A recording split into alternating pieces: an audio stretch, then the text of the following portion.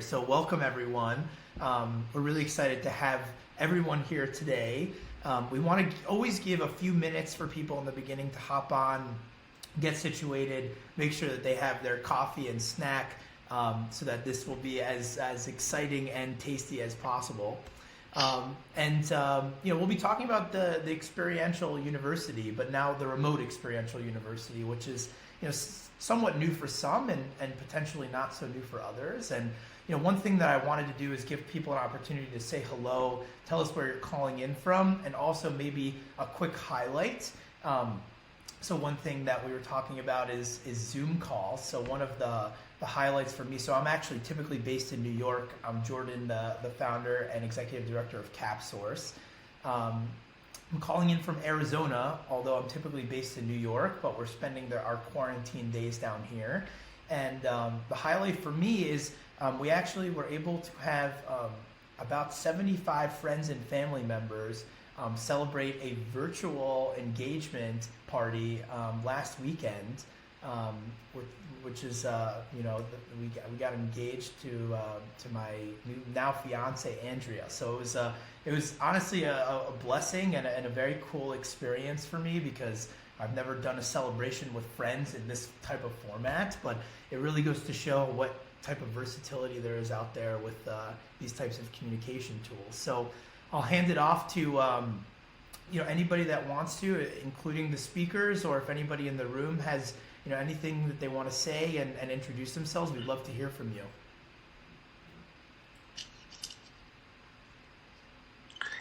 Hi, I'm Rainika from Baltimore, and I teach a freshman orientation course, originally from Chicago, and yeah, I enjoy Zoom. I started using Zoom for interpreting church services. I'm a sign language interpreter, so it's been awesome to provide access still for the deaf community in this platform. And now I'm also online teaching, so I'm just really excited to be here to learn.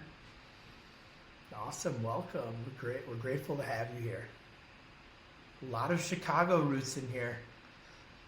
Hi everyone, my name is Abby Goldenberg. I'm also with CapSource. I'm the Director of Marketing, and I'm sitting in to hear about the discussion and looking forward to hearing insight from our speakers and our participants. Yes, and also something to mention is Abby will be facilitating the Q&A by text chat throughout the entire session. And then there'll be breakpoints for Q&A as we navigate through the presentation. But if you have anything that you'd like to ask during the interim, feel free, of course, to chat with Abby, and we'll be able to answer them when the time comes. And Jordan, just to know, a few people have introduced themselves in the chat themselves. So there might be some people who do it in person and some people who do it over the chat. Cool. Very cool. Is there any that you want to read out, Abby? Sure. We have Paul Gormley, who is a faculty in criminal justice from Lynn University, a transplant from Massachusetts. Not sure what that means, but I'm assuming he had one. And he moved from Massachusetts. Oh, I think I read it all in one line. And he's enjoying the weather in South Florida. We have Robin DeRosa. She directs Open Learning and Teaching, the Open Learning and Teaching Collaborative at Plymouth State University, and she's been working to help support her faculty moving online since most of the courses have translated there. We also have William Drayton, Director of Instructional Design and Online Learning at Capital Technology University, who's excited to be here. And Paul retired from the practice of law in Massachusetts to teach criminal justice. So I think that's what he meant there. Cool, very cool. Couple of legal area faculty. That's very cool. I mean, that's something that we, as CapSource, haven't had all too much experience with, because often we find that companies are a little bit guarded with their legal and regulatory issues. But it's something that we've gotten some interest in recently, so I'm excited to hear your feedback as we navigate through. So thank you all so much for joining us here today. I wanted to quickly highlight what the agenda is. So far we've done some welcome and intros. We definitely encourage you to continue chatting with us throughout the session via the Zoom chat communication box. You can access that by hitting chat on the bottom menu if you are unfamiliar with Zoom. You also are free to activate your video. We ask that you keep your audio muted until you're ready to speak. And if there's, we'll have a few minutes for Q&A where we're interested in hearing some questions from you. So definitely feel free to chime in there or by chat, whatever you feel most comfortable with.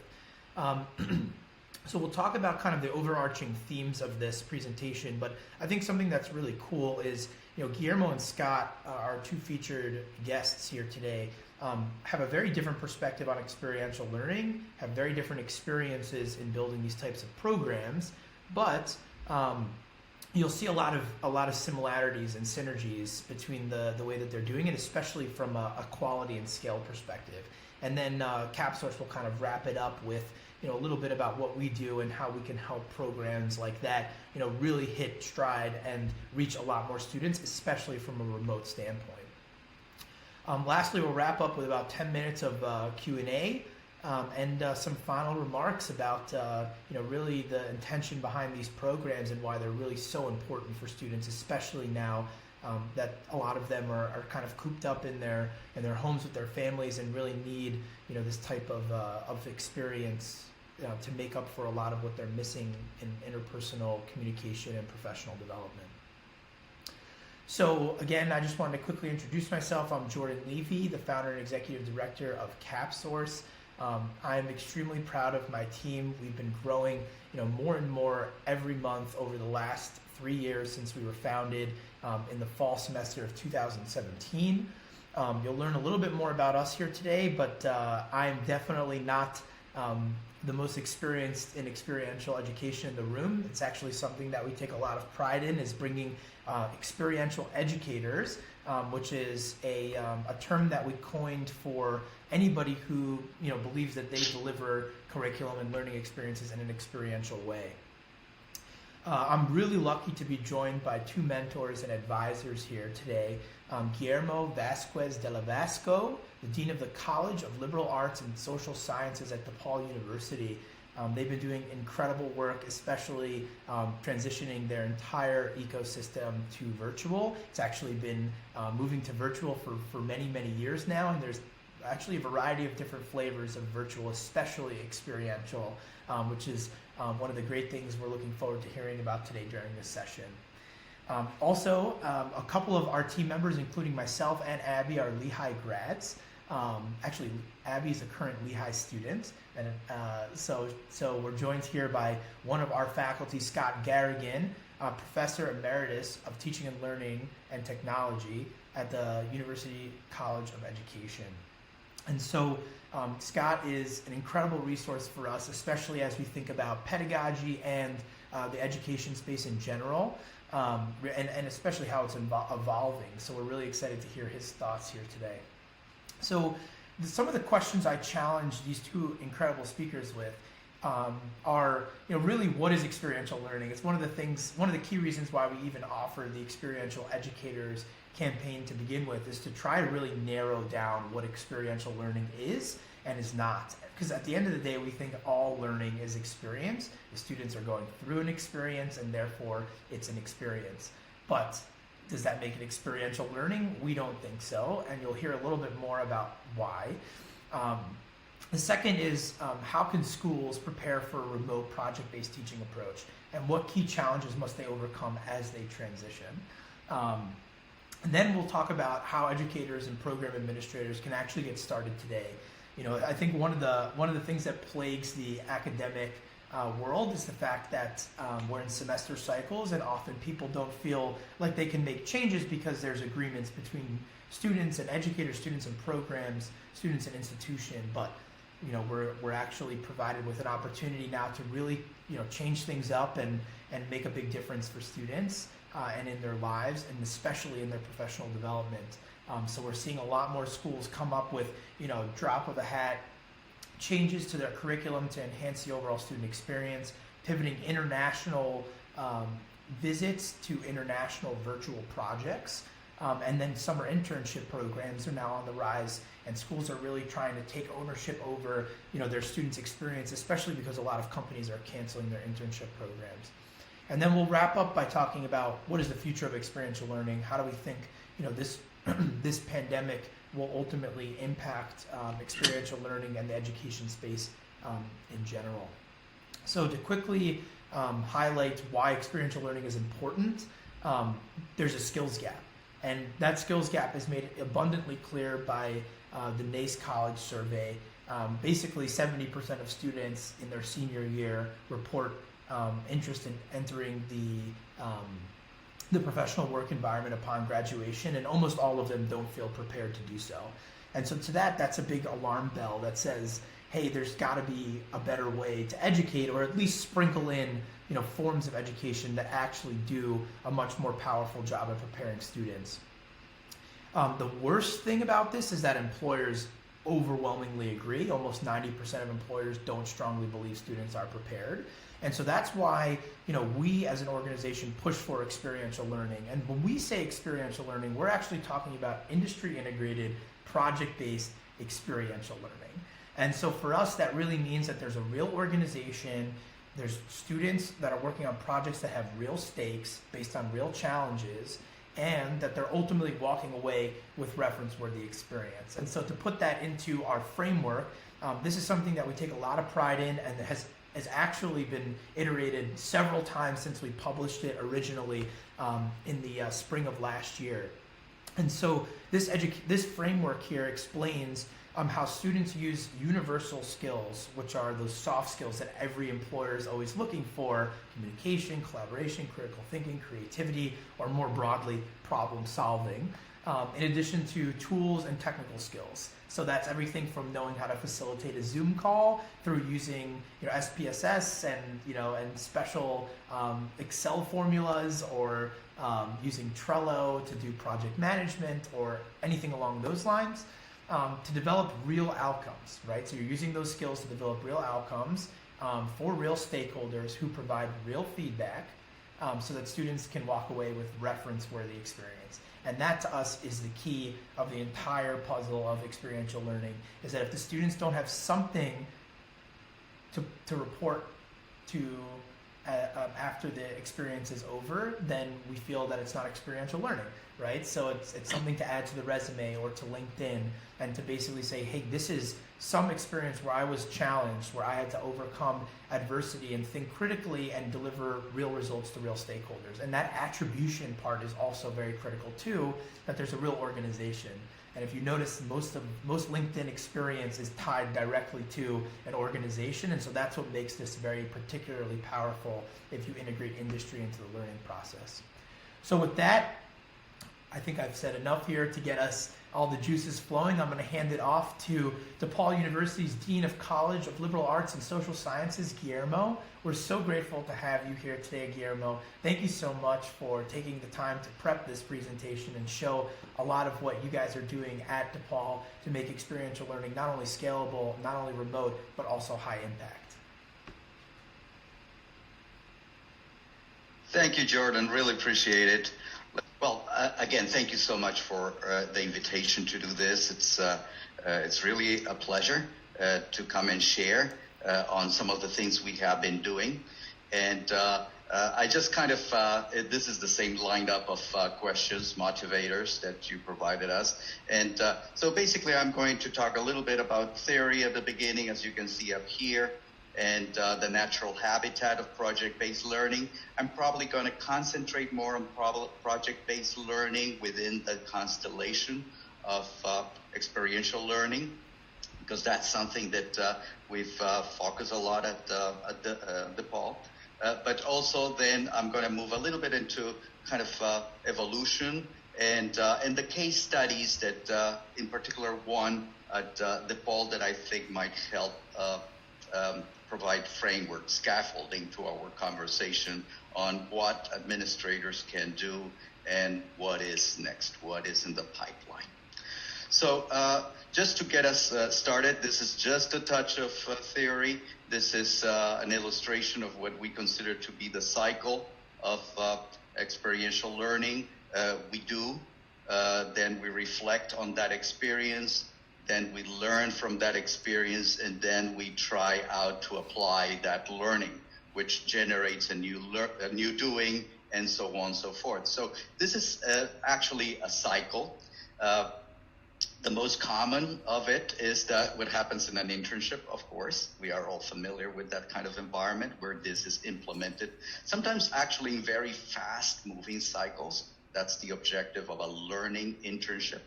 But it's something that we do through life. We live and learn, sometimes we say. And that has to do with this experiential nature of learning. Now, this is something that, of course, needs to be jump-started. And we believe that universities, schools, have a purpose in that regard. So how do we start this? And at DePaul, what we are doing basically is establishing a clear, track moving into that first pedagogic doing. And that has to do with project-based learning. We're very strong believers that in order to prepare our students for an internship, we need to get them first started in the classroom. So one of the things that we take pride on doing is nesting projects inside our classes. Now, that's not something new in design disciplines and STEM disciplines. Studios, labs, are well known for doing that, but it's not something that happens commonly in the liberal arts. The liberal arts, usually liberal arts schools, do a lot of awareness, move that awareness into understanding what's going on, but usually that's where it ends.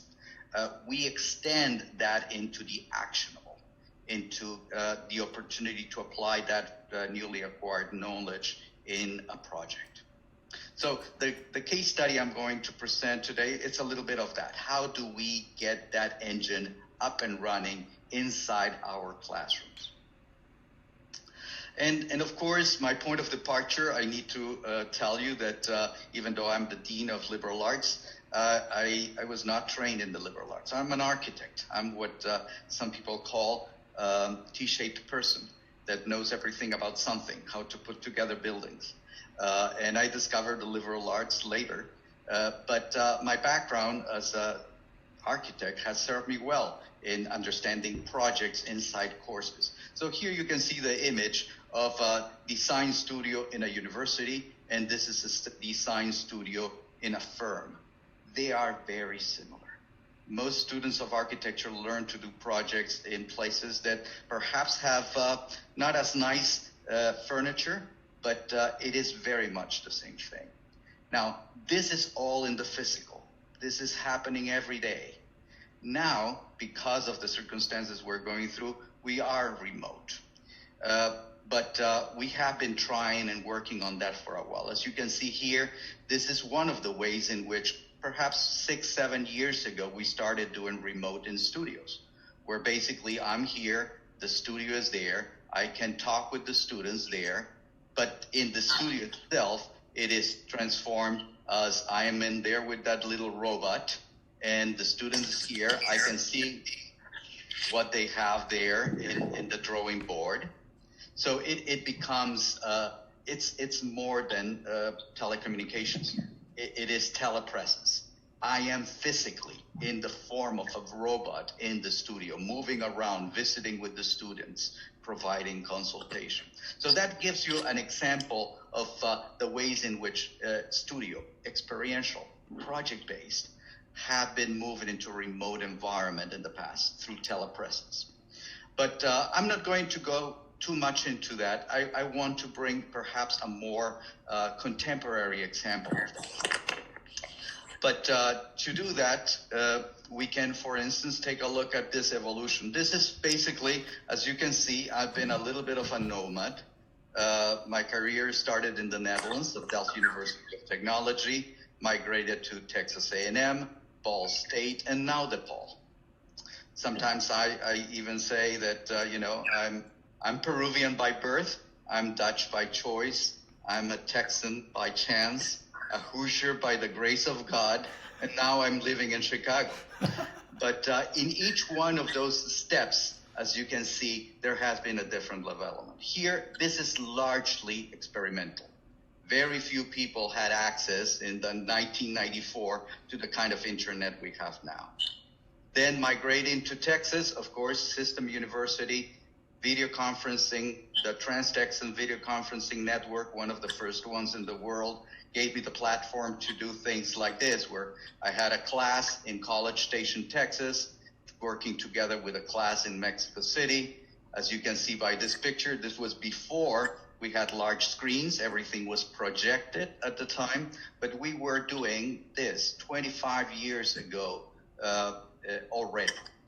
Then, of course, at Ball State, that was the time of Second Life, and we were creating, complete institutions online, where we had a number of collaborators working on projects together and even having fun. Here at this side, you can see the situation of a reception.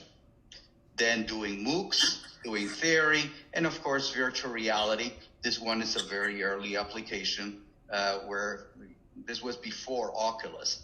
This was when we were using the $150,000 crystal eyes in order to go virtual. But then, since 2016, I've moved into Chicago, DePaul, and we are working on a new way of being virtual. And that's what I'm going to take you through very quickly now. So we have DePaul, huge commitment to experiential learning, huge commitment to online distance education. These two things are about 20 years old at DePaul. We were among the very first institutions that established an experiential learning requirement in the core curriculum of the university. Then, of course, we have learning management systems, and then we have institutional continuity planning that is critical on our ability to mutate as we have done recently. This is just a recipe, but I'll elaborate a little bit more in a few minutes. Now, why DePaul? DePaul, by nature, is experiential. DePaul is established by the Vincentian Order, the mission, and the mission is stated by the question, the Vincentian question, what's to be done? The university answers to that question by saying, here we do, meaning we are experiential by default. And here you can see again that relationship of awareness, understanding, and action through what we call the project. Now, here you can see experiential learning, part of our core curriculum 20 years ago, continues to be in our core curriculum. So the question is, how do we move that mission here through our structure, through our programs, into making it distinctive among our students? So our students are recognized, are experientially trained. And this is an example, and I'm going to go very, very fast. We can revisit later if you have questions. But this is a class. This class is taught by all the deans of the university, just as a show that we are committed to experiential with wicked problems. This year was about homelessness, as you can see down there. So basically there you have all 10 deans of the university cooperating with partners, nonprofits, the students working in groups in order to develop solutions to homelessness in Chicago. Nothing less than that. But just to show the level in which we have embraced experiential. Last year, spring 19, we were doing homelessness. This year, we're doing gun violence, urban violence, another huge problem. And here you can see, this is our partner for this wicked problem, the Institute for Global Homelessness. This is our partner for this quarter, and it's the Chicago Gun Violence Research Collaborative. A year ago, it was on the flesh. This year is all virtual. So we've made this transition, but you can see it's still very similar. But of course, this is a big change from flesh to virtual. And of course, I can talk a little bit about the project itself. But what is important is that in our way to make our students distinctive, in every project-based course, the faculty develop a portfolio, the students develop their projects. Those projects get nested inside experiential portfolios of the courses. The faculty collect those portfolios to build their packages for promotion and tenure, for annual reviews. But the students also do so by bringing together their projects in their courses, for instance, that one, or their projects in that other course, for instance, that one, and building up their experiential portfolios. So our understanding here is that when a DePaul student walks into an interview room, they walk in not with a resume. They walk in with an experiential portfolio that shows all their projects and what they are actually capable of doing, their competency, before they go into an internship. So just wrapping up, here you can see this is the sequence under which we usually go. Important, we have very strong learning management systems in place. In our case, we use D2L for doing that. But what has now happened is that this element in the flesh has been replaced by things like Zoom, GoToMeeting, Microsoft Teams, Google Hangout, all of those tools in order to provide us with the synchronous component. At the end, the success and perhaps the future of this kind of process is to say very robust experiential learning commitment, 20 years of it, core curriculum, early adopters of online distance ed. We started very early doing it. True embracement of learning management systems. Every single faculty needs to be established within the system, no exceptions. And then strong instructional continuity planning. We had those from the very beginning because of the weather in Chicago. We needed to be prepared. Now, what do we know? Now, of course, that has served us in very strong support towards our online and going remote. Now, as we speak, we're mutating from remote to online, keeping the very high standards of our online portfolio. And on the nutshell, that's a little bit what we have been doing at DePaul. We think that going back in the fall to our classrooms is not going to be like before. I think everything will continue to be blended. The percentage of online and remote is going to be very significant, certainly over or at least on the 50%, going to a new normal. So it's just a matter of ramping up into that. And what we need is a strong collaborative network platforms that allow us to come together the way in which we are doing it right now, sometimes just improvising, but to do it well. At DePaul, we always say, do well, do good. Thank you. Thank you so much, Guillermo. This was really informative and helpful for our viewers. I think, as we transition to Scott here, if you want to take over and begin queuing up your presentation. So I love the highlight of, the portfolio and the reference-worthy experience. That's, in practice, how the students are taking that directly to, these interviews and saying, hey, check, I'm not even going to tell you my experience. I'm going to show it to you. And that's something that I think is so powerful about what you presented. Okay, so this will be a very different perspective, a very personal narrative of 50 years of experiential learning, teaching, and leadership. And through the examples I show, I want to show that any institution can get started with this with low overhead, or you can ramp it up to be a gigantic project. Through the themes of culture, is the culture of your institution one that embraces experience or tolerates it? Where's the control applied?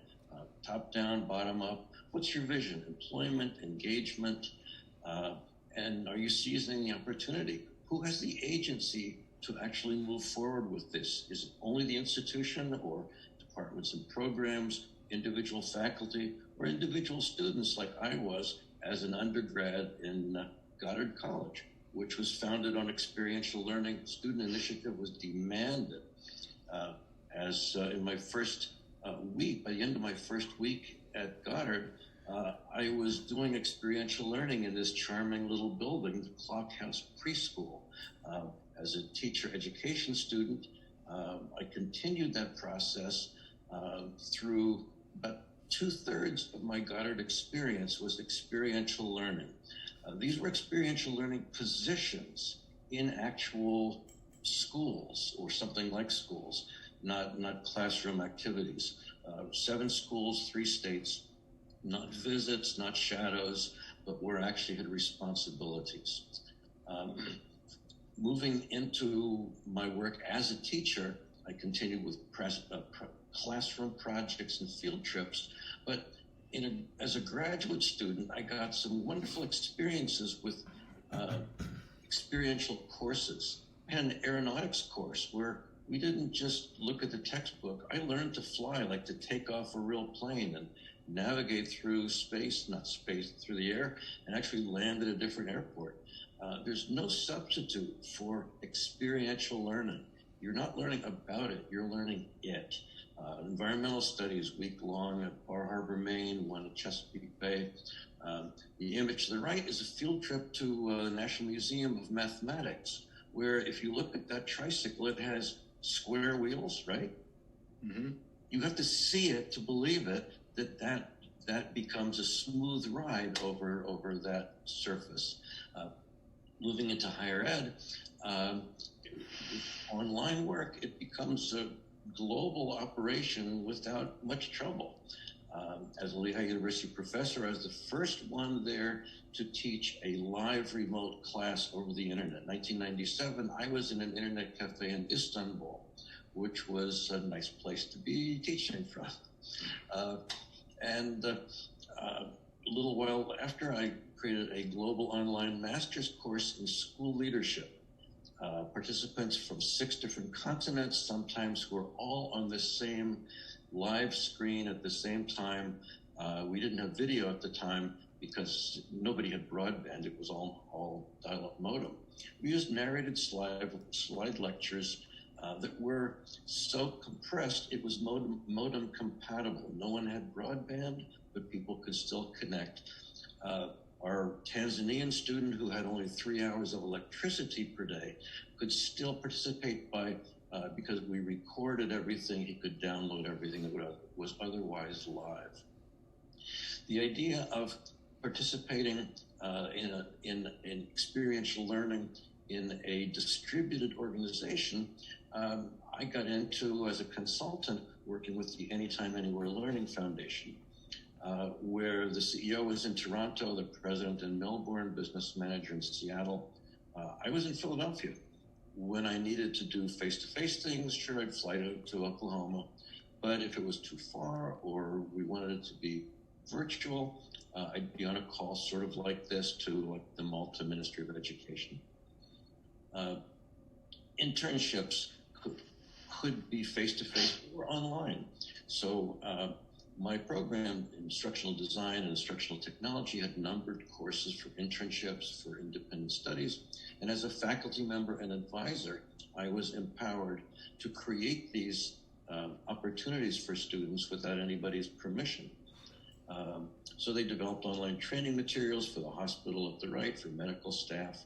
In another situation, for new construction workers, graduate assistants, sometimes worked in our College of Business, being the sole support for the big online MBA program. They configured the systems, provided tech support. They learned it by doing. It's kind of a project-based learning, we call it, abbreviated PBL. And the image in the top is 8th grade teachers from the nearby school district. We taught all 200 of them, about 40 or 50 at a time, in 1 week workshops where they learned not how to study something first and then do it, but how to learn something through doing it, like you do as an apprentice. And the 8th grade students that those teachers taught moved if they so elected, to a brand new high school that was project-based learning based. The afternoon for every student was either in-school project-based learning or project-based learning in a community, in a local corporation. If you're interested in resources, the Buck Institute for Education is kind of the center, at least if you ask them. They have lots of structure. To me, it's a little more structure than is needed. Project-based learning is a full continuum, but there are many, many high-tech examples. An interesting one is High-Tech High, which blends K-12 and higher ed. So virtual experiential learning really peaked in the Second Life days, as Guillermo mentioned. I'm sure you were a virtual architect as well as a physical architect. And here you see a building from Tennessee State in the virtual world, a classroom from a university in Virginia. Students were represented as avatars. They could speak to each other. They could see each other's avatars. Professors could present. You could have a real classroom. Down below is UC Davis's virtual experience in hallucination, which their lab for schizophrenia developed to give students the experience, a safe experience in hallucinations. The other two images are actually high school students' presentations where they didn't write a paper, they created a virtual environment to present what they learned. I actually owned a Second Life island, leased it out to some institutions, and I created a grad course teaching in 3D virtual environments. And at the bottom, that charming little cafe is actually a Second Life rendering of the famous cafe in Van Gogh's Cafe at Night painting. I actually held a class inside that virtual cafe, which was just too much fun. Everybody enjoyed it. But the peak of that experience was for my students to create virtual learning experiences of their own. And in the top right image, you see in the background exhibition halls where each student had one gigantic exhibition space, like larger than anybody's living room. And then what I provided for them was just a floor plan on the ground. Down below, you see a couple of students moving a wall into position as they create their exhibition hall in which their virtual experiences will be created. So today, that virtual experience has been extended into virtual reality. Guillermo, I was so pleased to see that you were a pioneer in that. In this case, Lehigh University supports this through its mountaintop projects, its creative inquiry courses. You can see kind of an open house of student projects in the top right. But the project for which I was advisor, these are student-driven projects, and we created a historic machine in virtual reality. The little green circle circles a drawing of a workman ready to walk into what's called the platen of a massive hydraulic press, heavy press that could do 50,000 tons of pressure. It's kind of an engineering miracle and historic event. We created it as a 3D solid model to the left, 3D virtual model, and then following the yellow arrow with the VR goggles, you can see what it looks like in virtual reality. You can literally walk up to the control panel, which is in the red circle, to operate the press. You can look upwards to 7 stories to the top of the press, where you can actually look through a glass floor to see the rest of the press 7 stories down. An institution that I teach about a lot is a new university, Minerva University, maybe 6 years old, built on experiential learning to give kids a global perspective. They spend their first year in San Francisco, but as sophomores, they start the year in Berlin, second semester in Buenos Aires. As a junior, they're in Seoul and Hyderabad. As a senior, they start in Taipei and their senior year in London through experiential learning in those cultures. The only way to learn something like that is to experience it.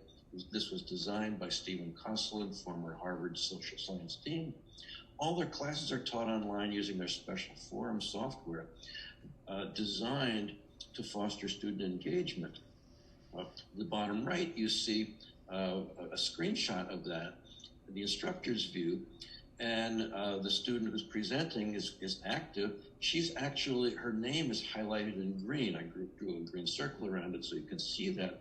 The red circle circles a guy who's kind of laid back and not participating. You may see that his name is highlighted in red. If you want to see what they're doing, how they're doing it, and why they're doing it, I recommend their book, Building the Intentional University. So this was kind of my personal narrative to give you the idea that there are many, many levels and ways you can get into experiential learning, partly determined by the culture of your institution. Does it embrace or just tolerate experiential learning? Is the control all top down, or is part of it bottom up? Do they meet in the middle? What's the vision? Do you seize the opportunities that you have? Wherever there's chaos, that means there is new opportunity, as in our world today. Does it have to be an institution project? Can it be a department? Or can an individual faculty member or student do it? So give it a try, and it's very worthwhile. Thank you. Awesome. Well, thank you so much for the presentation so far, both Scott and Guillermo. We really appreciate all of the insights. And I think what makes experiential learning so exciting and interesting, and I've seen a few of the questions come through as we've gone through the presentation, is that there's really no bounds to to the topics that experiential learning can pertain to. If you're operating, arts and sciences, architecture, working with nonprofits that focus on homelessness and gun violence, there's an organization out there that's really going to be a crucial part of the learning process for the students. But it really comes down to being able to frame a meaningful interaction between those learners and that particular organization. And I think beyond that, there's so many more ways now to get creative in how the students are interacting around this organized challenge, which I think was highlighted very well by Scott. And what it does is it enables the institution to uniquely brand their experiential learning, so that it isn't necessarily just something that is offered by the same at every institution. So we'll wrap up this presentation with just a little bit of information about how you can really get started today and also think about experiential learning from a scale perspective. I think one of the biggest challenges with experiential learning is that often students not every student gets an opportunity to engage in an experiential course like this. And I think not only should they get at least one chance to do it throughout a degree, I think it should be at least one a semester.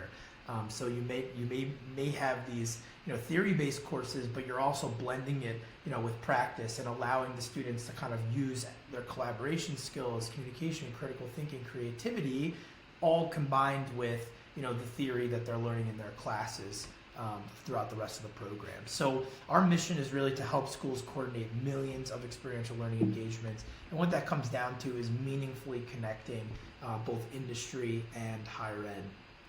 We've had the experience of doing so for over 50 institutions since we were founded. About 180 companies have participated in our collaborations, reaching thousands of students with the help of amazing experiential educators from around the world. That's another cool factor, is that there is no distance limits to experiential learning. As Scott pointed out, he was teaching an experiential course in Istanbul, and the students were all over the United States, or he was teaching students from all over the world, and he was based in the U.S. As long as you have the will to teach a course like this, you can do it virtually.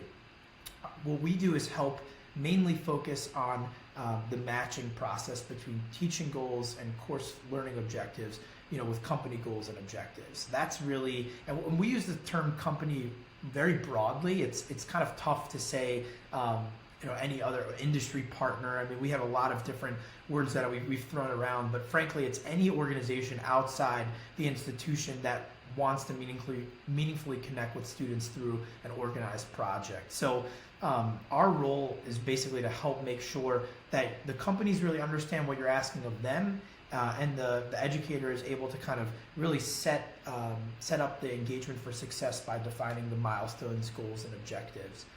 So our Connect platform, which essentially helps you formalize the relationships with those industry third parties and design well-defined collaborations, is offered at both free and premium. If you use it for free, it comes for free with the rest of our services, which includes sourcing and design. It allows you to just push out a request that enables us to be able to explain to the industry third parties, hey, we need a 2-week remote project, in J term or over the summer, or we want an 8-week capstone experience for our MBAs, and it has to be based on marketing or data analytics.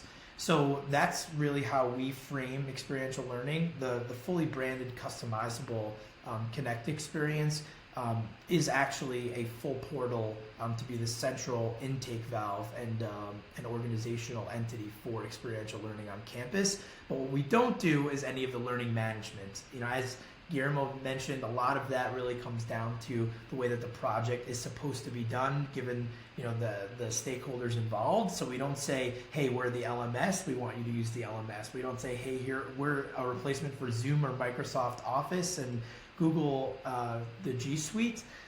We're saying that you should use the tools that you need. So this is a highlight of some of the services that we offer on top of the free and premium Connect software. Our most commonly used service is the sourcing and design, which enables educators to find specific industry third parties for specific engagements. And then we also offer training for faculty, and then help really marketing and better coordinating the logistics of these programs. So to quickly highlight, there's actually a few different examples based on what Guillermo and Scott have shared. So there's basically 2 different formats that we see very popular in terms of experiential learning. The most popular one and the oldest one and most commonly used is this capstone model, which is a group of students working with an industry third party through a project-based learning engagement. This caps out at 6. After 6, we really see the need to break up the students into multiple teams, and then that would be called a live case, which I'll get into in a moment. So this is the CapSource classroom, so to speak, but it's actually a group of students on site at a company called Hungry. They actually have done 7 different engagements. We found our director of operations through one of our Hungry engagements with the University of Maryland. This particularly is an example of the University of Notre Dame sending a group of students for an on-site 1-week project. And so obviously now, this is a little bit of a challenge since we can't really visit any of the companies physically. So this is a virtual version of the same thing. And so we have, final presentation, students collaborating over a series of 5 weeks, and then ultimately working together to deliver insights to a real business challenge. And so we just wrapped up the IACBE live case competition, which included 8 teams from different schools around the world competing to come up with the best insights for the company. And I think what made this particularly exciting for the students is that the winning team actually was awarded with an internship afterwards that's paid to actually take their insights and bring them to the next level. So it's actually transitioning from an academic exercise to a professional opportunity for the students, and that's a beautiful, byproduct of well-organized experiential learning collaborations. So as I mentioned, that's a live case method. It's about taking the same concept of a capstone and spreading it out to more students. Of course, the word case is in there. And what is a case? A case is a framed academic exercise. So we're kind of taking the concept of a case study, mixing it with consulting theory and academic theory, and bringing it all together and saying, hey, this is the experiential learning that we're building for our students. So with that, I'll reiterate that the whole point of all of this is to leave students with reference-worthy experience. We really want to ultimately provide learners with an opportunity to add something to the resume afterwards that they're proud of. This is an example of students at Verizon that presented a pricing strategy for their new VR products. And it's something that he literally took the description of the project and put it on his LinkedIn and attributed it right to that, Verizon entity. And so it was really exciting for him to be able to use that to then get into that corporate giving and philanthropy position that he graduated into after his MBA program at the University of Ramapo, College of New Jersey. So, of course, the whole mission is to solve the skills gap. The whole purpose is to get students engaged, but also career ready. And then we do that by integrating and involving industry, and we make it approachable and effective for educators. So with that, we're about to transition to the Q&A portion of the event. We know we're just about at the hour, so we wanted to thank each of you so much for joining us today. We hope that you got a good sense for not only what experiential learning is and how it could be done virtually, but also how you might be able to get started today.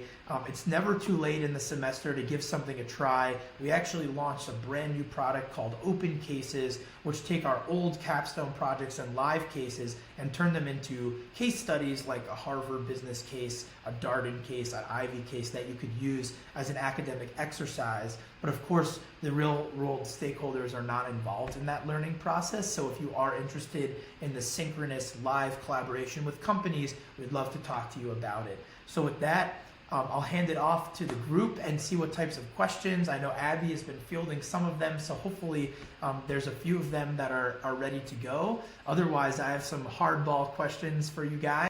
I just want to mention one more time that we greatly appreciate your insights and your contributions today.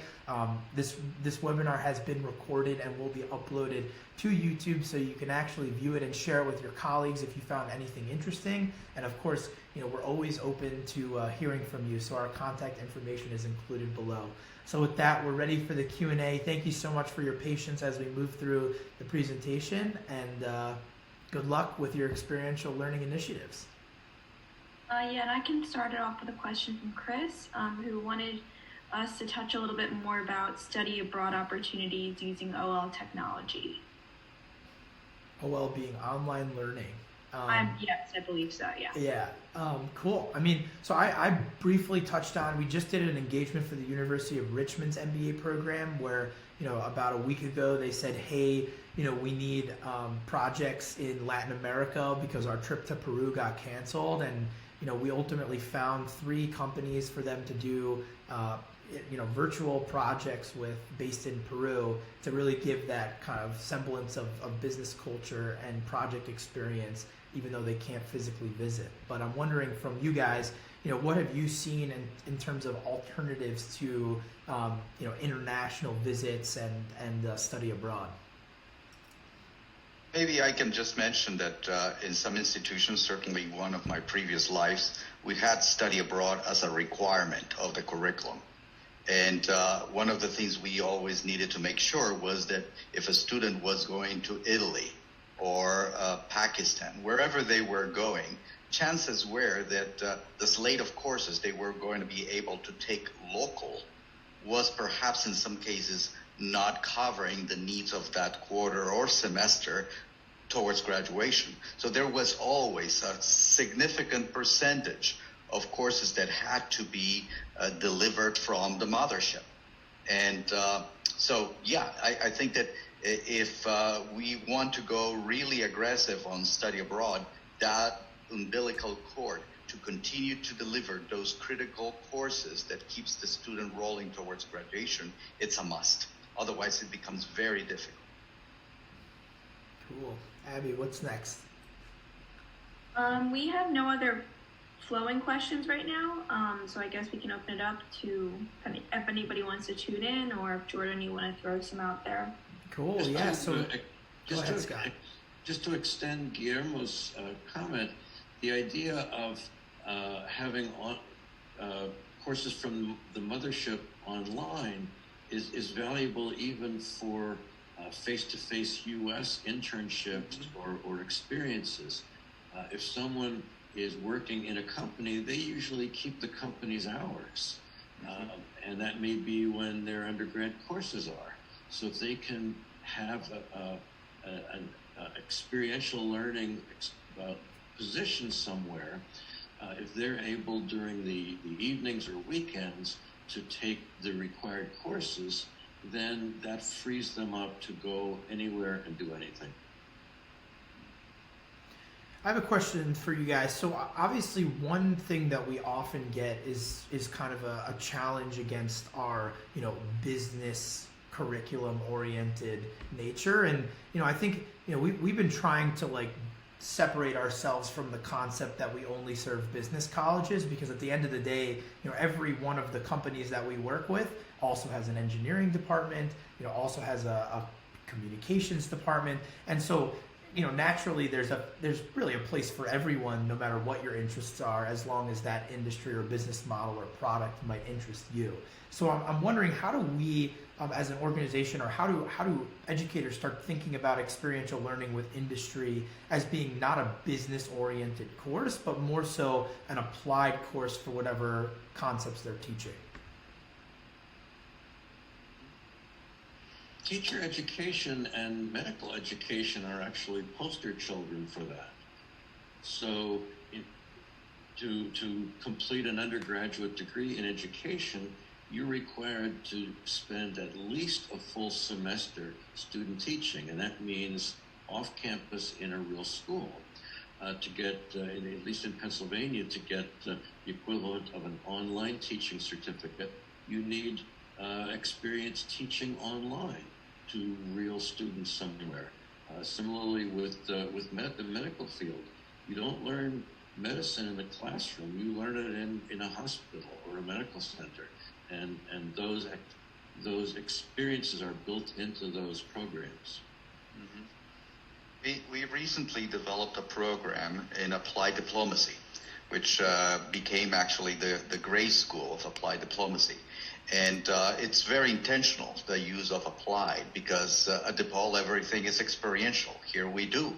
So now in that context, we understand that we're dealing with corporate America. We're dealing with nonprofits. We're dealing with state, federal government. We're dealing with governments abroad. So our understanding is that our partners are extremely diversified. Now, the point I want to make is that as an institution, we can be very developed on our ability to go experiential. But if our partners are not, then that's a challenge. And we found that, for instance, in many instances, we develop grant programs so that our partners can benefit from that. So the funding we bring to support experiential learning, which is significant. There's a lot of philanthropy behind experiential learning. Everyone agrees that this is a powerful way of learning. So we share that with our partners to bring them up on the technology, on the know-how of how to deliver. But it is certainly a challenge. It is easier when you're in a place like Chicago, surrounded by a vast number of potential collaborators. But otherwise, it's a challenging process. I guess now that the whole world is virtual for the time being, it really doesn't matter where you are or where the companies are. And so now, we're actually creating a lot more of a competitive landscape where an institution from suburban or rural Illinois can actually work with urban Illinois, Chicago companies, or New York companies or San Francisco companies, because we're basically leveling the playing field where anybody can collaborate with anyone. So I think that that's actually kind of the same concept as the study abroad question, because now you have the ability to not only work domestic but also international, and it's really about building a great foundation to that experience. And we find that comes down to really focusing on aligning teaching goals with company goals, so that both the students and the company personnel are engaged. So I think that's a really good point, that there's so much about the alignment that's needed, and it's totally flexible. I think the topics that we offer essentially touch every functional aspect of a business. But if you go to a nonprofit, they still have a sales department. They just call it advancement. And so you have to figure out how to, communicate with the different stakeholders within those organizations so that they understand what you're asking them to do. But I think that's a crucial part of experiential learning coordinators on campus. Abby, is there any other questions before I ask another one? Nope, you can go ahead. All right, so one more question for you guys is, you mentioned a little bit of like the sponsoring nature of experiential learning. So one of our kind of moonshot models, I always call it as CapSource and the Connect platform, is to really allow schools to better manage the relationships with companies and turn more of those relationships into projects. But then, the natural next phase, and I think some schools have really proven this out, is to charge the industry and really get that employer pay model moving, for the students, because obviously the prices of tuition are only increasing and have only increased, since the mid 20th century. So I would love to hear from you guys. Like, have you tried that? Have you seen it work successfully? What do you think the barriers are to building a program that's sponsored by industry successfully? I think that there are a number of stepping stones here, the same way as we may say that internships are stepping stones into entry-level employment. The same way we see project-based learning as a stepping stone into the internships. So in many instances, what we do is build long-lasting relationships with those potential employers that meet our students perhaps in the first time by providing them with a project for their classroom. And then they see them again in an internship. And then they recruit them. The recruitment of them happens. So it is, I think, a stepping stone process. We build long-term relationships, but the amount of effort that goes into managing those relationships so that they are a win-win situation every step of the way is something we should not underestimate. And we need support systems to do that in a more efficient way. Right now, we pretty much work individually. If we need to scale up distance ed for experiential or remote experiential, we're going to need stronger support systems. Thank you, Guillermo. Scott, any thoughts before our last question on that? Not really. I think the discussion has covered that pretty well. And again, my perspective is not the top-down organizational perspective. So I'm more the kind of, what is it like for the student? What is it like for the instructor? A little bit. I'll share just one small story. A few years ago, I was introduced to a professor in Israel, and her class in Technion University was doing some things that they had to create a science lesson of some sort that was to be online, but they didn't know how to do it online. And my instructional technology and design students study that stuff. So we thought this would be a perfect collaboration. But as it got down to what are the days and times, how are we going to do this, who's going to work with who, it just fell apart. It kind of, not quite the last moment, but a few weeks before we were going to start it, I got the message that, I don't think I can make it work.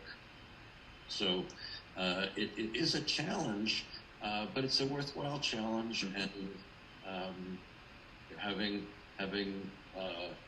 the long-term relationship that Guillermo mentioned is one of the absolute keys.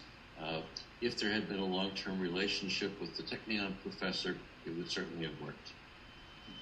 Yeah, I think that's really true. And one of the novel value props of using a partner like CapSource to organize these is that we'll actually step in and replace any partners that ultimately can't work out or don't work out. And it happens occasionally. I mean, I think just recently we had a project about to launch for one of our partner institutions, and basically about 2 weeks before the project, we got an email from the company, 15-person startup in the real estate industry in New York, telling us that they were pretty much going belly up and that they really needed to focus on disassembling the business and selling off portions of it. So, that was obviously a really, discouraging note to hear a couple weeks before the launch. But I think it's a really important thing to realize about, experiential learning, is that there's something to learn in every situation, including the ones that don't work out well, or maybe even especially the ones that don't work out well. So we encourage the class to start off by just looking at the project, understanding what their priorities were, the business, and why it wasn't working, and then we came in and replaced that project with another one. So as a final question here to wrap us up, and thank you guys so much for spending a few extra minutes with us, what are your predictions on how this is going to change education, especially the higher education landscape, for the go forward? I'm an optimist. Some people say I'm a pathological optimist. So I think that the new normal is, I think, very promising. I think that through these circumstances, a lot of people that were thinking about doing this maybe sometime in the future have been pushed to do it already, and they're learning very fast. So I think that we're going to return to a world that is full of opportunities. And the question is, how can we maintain the high quality that in the past we pride of, our online courses? How can we maintain and exceed those expectations in this new normal? I think that the scaling level of this dynamic is going to take us to places where we may think about what are the foundations, new foundations, stronger foundations for remote experiential learning. One of the things we started doing that now I'm sure is going to pay off is that we know that every project needs GIS. Every project needs writing in English. Every project needs public speaking. Every project needs videography. And so we are building those capacities as, I would say, boilerplate, as the foundation for the implementations that our faculty may want to develop. So that every faculty does not need to go out there fishing for someone able to provide geographic information system. We all need maps. So let's establish that as the base. So I think as we scale up, we're going to continue to learn more.